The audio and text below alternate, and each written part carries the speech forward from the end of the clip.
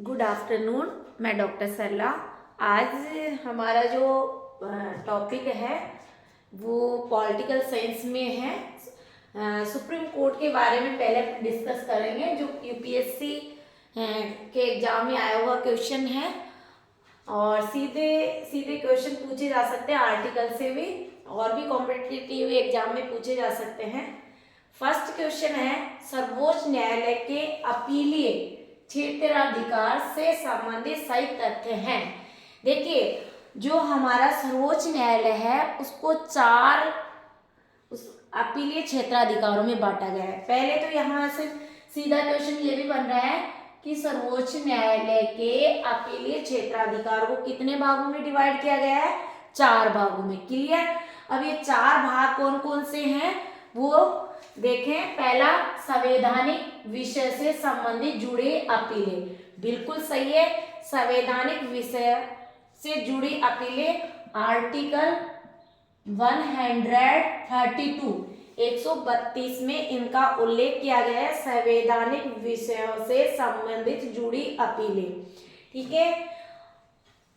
Second है, civil विषयों से जुड़ी अपीलें। बिल्कुल ये भी फैक्ट सही है, इसका उल्लेख आर्टिकल 133 में किया गया है।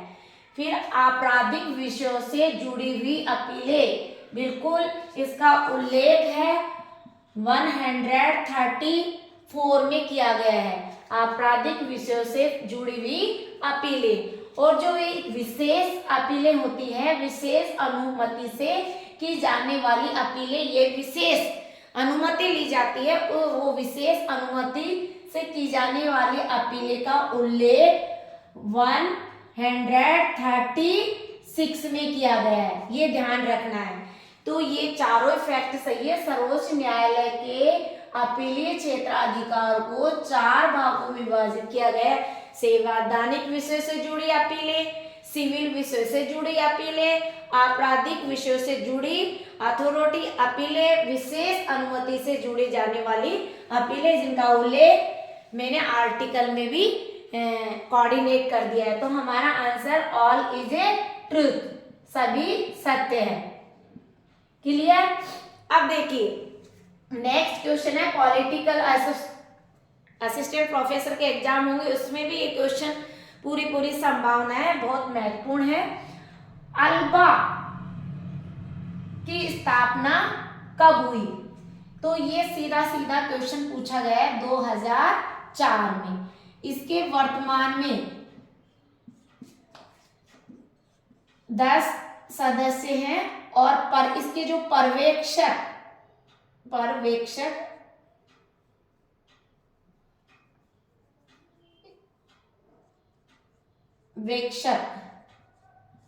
इराक और सीरिया है, ये 2 देश है। इसके पर्यवेक्षक सदस्य वर्तमान में 10 सदस्य 2004 में इसकी स्थापना की गई थी।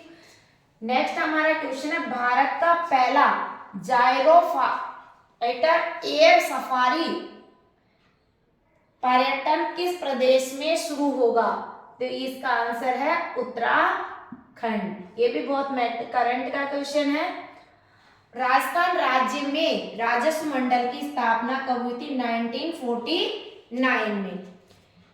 फिर देखिए, दिव्यांग जनों के लिए देश का पहला हाईटेक खेल प्रशिक्षण केंद्र स्थापित किया गया था ग्वालियर एमपी में। ये तो हमारे आज के कुछ करंट के थे। एक पॉलिटिकल, ये दोनों क्वेश्चन पॉलिटिकल साइंस के व्यू से हैं, जो असिस्टेंट प्रोफेसर यूपीएससी में भी आ सकते हैं। अब देखिए, आरएस में तो है ही है। अब क्वेश्चन आता है, उच्चतम न्यायालय के अधिकार क्षेत्र को बढ़ाने का अधिकार किसका है? उच्चतम न्यायालय के अधिकार क्षेत्र को बढ़ाने का अधिकार किसके पास है? पार्लियामेंट के पास है। अधिकार किसके पास होता है? संसद के पास होता है। अब यहाँ सुप्रीम कोर्ट आया, तो ये सुप्रीम कोर्ट का उल्लेख किस भाग में किया गया है?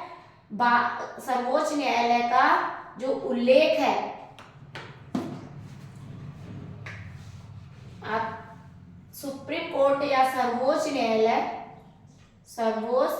न्यायालय का उल्लेख भाग, ये कई बार पूछ लिया गया है एग्जाम, भाग कौन से 5, भाग 5, और ये आर्टिकल भी ध्यान रखना है सुप्रीम कोर्ट के, अनुच्छेद 124 से 147 तक सर्वोच्च न्यायालय का उल्लेख किया गया है। अब देखिए अनुच्छेद 124 क्या कहता है कि अनुच्छेद 124 में सर्वोच्च न्यायालय की स्थापना की बात की गई है। ठीक है, कि सर्वोच्च न्यायालय की स्थापना एवं गठन, ये 2 वर्ड याद कर लो। आर्टिकल 124 में क्या है, सुप्रीम कोर्ट की स्थापना और गठन किया गया।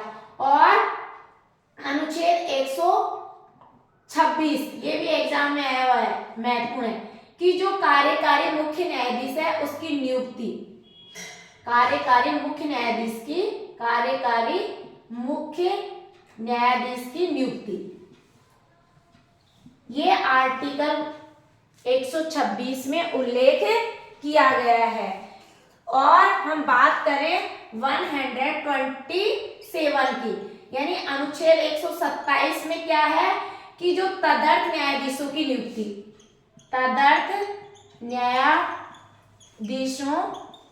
की नियुक्ति, अब देखिए ये तदर्थ न्यायाधीशों की नियुक्ति हो या सुप्रीम कोर्ट के चीफ जस्टिस की नियुक्ति हो, ये किसके द्वारा की जाती है, राष्ट्रपति के द्वारा। ये आपको फैक्ट याद रखना है। एक क्वेश्चन पूछा गया था आज के पेपर में कि जो लोकसभा अध्यक्ष है उसको शपथ दिलाई जाती है क्या, नहीं। लोकसभा स्पीकर को एक मेंबर ऑफ पार्लियामेंट सदस्य के रूप में वो शपथ ले सकता है, न कि वो अध्यक्ष के रूप में। तो आप नोट करके लिख लें, ये भी महत्वपूर्ण क्वेश्चन है यूपीएससी की तरफ से।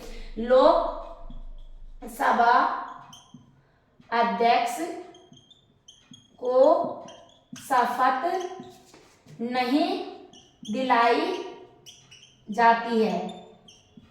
यदि वो शपथ लेता है तो एक सदस्य के रूप में, मेंबर ऑफ पार्लियामेंट के सदस्य के रूप में लेगा, न कि अध्यक्ष के रूप में। इस तरह से आपको ध्यान रखना है। अब यहाँ हमारे जो आर्टिकल महत्वपूर्ण है तो वो यही है कि आपको एक तो ये तदर्थ न्यायाधीश भी कई बार पूछ लिया गया है, एक सेवानिवृत्त न्यायाधीश, ये आर्टिकल 128 में सेवानिवृत्त न्यायाधीश का उल्लेख किया गया है। ये अपने को फैक्ट 128 में और 129 में अभिलेख न्यायालय, अनुच्छेद 129 में क्या है, अभिलेख न्यायालय का उल्लेख किया गया है। यहाँ नोट करके लिख दो, अनुच्छेद 129 में अभिलेख न्यायालय। जो महत्वपूर्ण आर्टिकल है वो ये है, सुप्रीम कोर्ट से रिलेटेड मैंने सारे लिखवा दिए जो एग्जाम में आए हैं और आने की पूरी संभावना है। और आप चाहेंगे तो मैं इसको एक एक शब्द से, जैसे आप इसको क्या करना है, 124 में सुप्रीम कोर्ट की स्थापना और गठन, ये 2 शब्द, तो इसकी भी ट्रिक्स मैं अलग से बना के डाल दूंगी। लेकिन ये ध्यान रखना है कि उच्चतम न्यायालय के न्यायाधीश के अधिकार क्षेत्र को बढ़ाने का अधिकार किसके पास है, पार्लियामेंट के पास है, यानी संसद के पास। Thank you so much. और प्लीज लाइक भी करें और शेयर करें ताकि अधिक से अधिक स्टूडेंट्स जुड़े और हम आपको the Hindu paper, Indian express, current से और जितने भी पॉलिटिकल है सब सब्जेक्ट के आपको बेहतरीन से बेहतरीन वीडियो डाल सकें। ओके।